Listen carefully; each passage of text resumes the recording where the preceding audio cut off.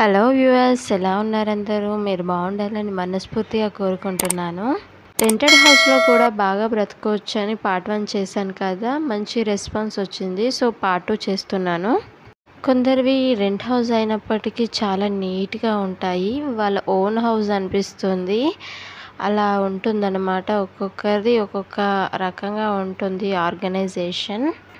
మీరు కూడా చిన్న చిన్న టిప్స్ యూజ్ చేస్తూ చిన్న చిన్న థింగ్స్ చేంజ్ చేస్తూ నీట్గా ఉంచుకోవచ్చు. అలాగే అట్రాక్షన్గా ఉంచుకోవచ్చు.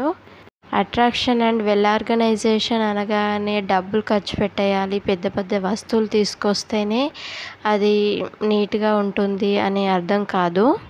ఇలా ఇంట్లో ఉన్న వాటితోనే ఎలా నీట్గా ఉంచుకోవాలి అండ్ చూడగానే అరే ఇంత బాగుంది, ఇంత నీట్గా ఉంది అనిపించేలా ఎలా చేసుకోవచ్చో నేను చెప్తున్నాను. ఫస్ట్ వన్ వచ్చేసి ఎంట్రన్స్ అనమాట. ఎవరైనా రాగానే చూసేది ఎంట్రన్స్ కదా. సో మాదైతే ఎంట్రన్స్ ఇలా ఉంటుంది. మెట్లెక్కగానే ఫస్ట్ ఇలా వచ్చేసి తర్వాత ఇలా డోర్స్ వస్తాయి. సో ఇక్కడ నేను చిన్న ముగ్గు పెట్టుకున్నాను కదా, అదే స్పెషల్ అట్రాక్షన్ అనమాట. అండ్ అలాగే ఇక్కడ చిన్నగా అలికేసి గణపతిని అండ్ చిన్న మనీ ప్లాంట్ పెట్టేసుకున్నాను గ్లాస్లో. నార్మల్గా ఇలా గ్లాసెస్వి మనకు కబోర్డ్స్ ఉంటే చిట్టి చిన్న చిన్న మనకు బొమ్మలు ఉంటాయి కదా, వాటిని ఆర్గనైజ్ చేసుకోవచ్చు. చూడడానికి రాగానే ఎంట్రన్స్లో నీట్గా ఉంటుంది, అట్రాక్షన్గా ఉంటుంది. అలాగే మన ఫోటో ఫ్రేమ్స్ అలా ఏమన్నా ఉంటే ఫస్ట్ రూమ్లో కానీ ఫస్ట్ అది హాల్ అయినా కానీ దాంట్లో పెట్టేసుకుంటే ఫస్ట్ ఎంట్రన్స్లో క్లీన్గా అండ్ నీట్గా ఉంటుంది. చూడ్డానికి ఫస్ట్ మన ఫోటో ఫ్రేమ్స్ అలా కనిపిస్తాయి అన్నమాట.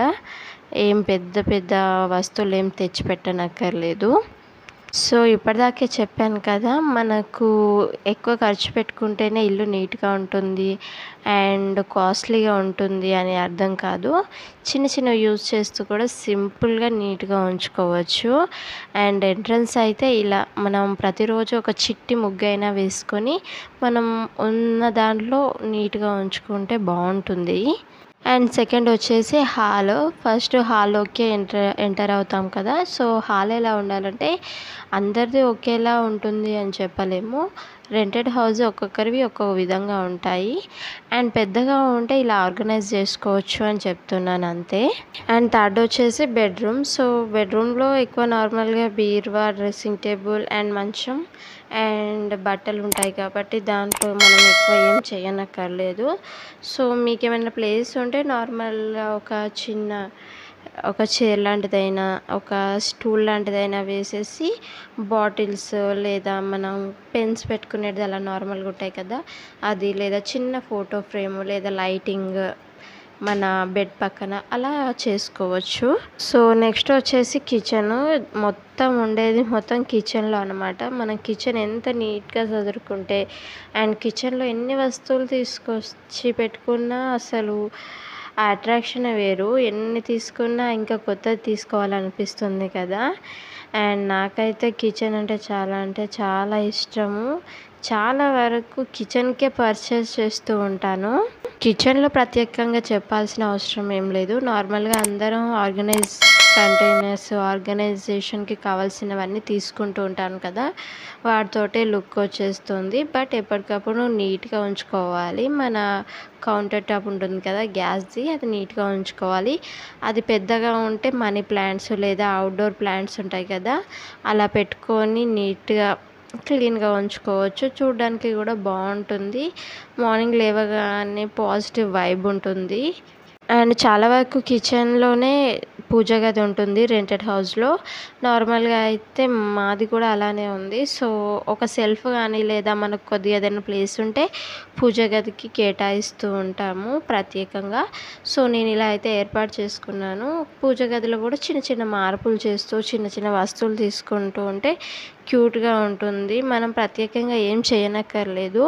ఒక దీపం వెలిగిస్తే చాలు, ఎంత అద్భుతంగా ఉంటుంది.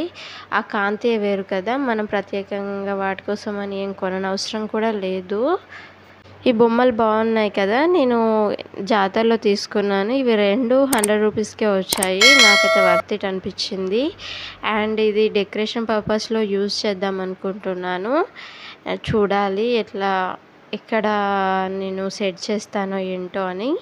చూసారు కదా, ఆల్మోస్ట్ నేను ఇంట్లో ఉన్న వాటితోనే నేను సెట్ చేసుకుంటున్నాను. ఏవైనా సరే బయటనైతే నేను ప్రత్యేకంగా వీటి కోసమని, హౌస్ కోసమని ఎక్కువ ఏది తీసుకోలేదు. అండ్ ఫ్రిడ్జ్ కూడా ఎక్కువగా మనం ఫ్రిడ్జ్ యూజ్ చేస్తూ ఉంటాం కదా, దాని మీద కూడా ఇలా చిట్టివి ఏమైనా మనం క్యూట్గా ఉండేవి పెట్టేసుకుంటే చూడడానికి నీట్గా ఉంటుంది అండ్ క్యూట్గా కూడా ఉంటుంది.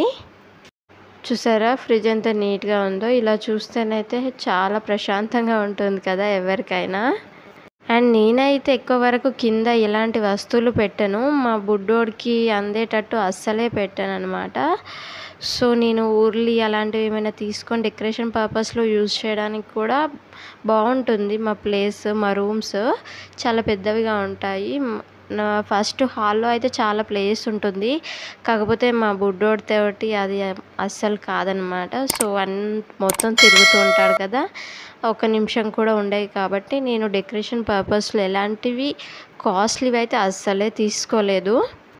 సో నెక్స్ట్ వచ్చేసి ఇలా మన గ్లాస్ ఐటమ్స్, మనం అంటే ఇలా డెకరేషన్ ఐటమ్స్లా ఉంటాయి కదా కిచెన్లో, అది మొత్తం ఒక ర్యాక్ కింద, ఒక ప్లేస్ కింద సెట్ చేస్తే అవి కూడా చూడడానికి నీట్గా ఉంటాయి. నేనైతే ఇలా ఒక సెల్ఫ్లో మొత్తం గ్లాస్ ఐటమ్స్ పెట్టేశాను. అలాగే హాట్ బాక్సెస్ ఇలాంటివి పెట్టాను, నార్మల్గా ఎక్కువ యూజ్ చేయనివి.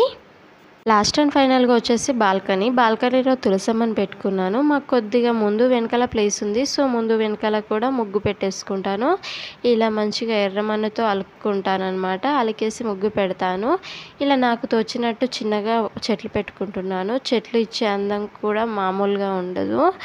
అండ్ చూసారు కదా, వీడియో నచ్చింది అనుకుంటున్నాను. నచ్చితే సబ్స్క్రైబ్ చేయడం మర్చిపోకండి.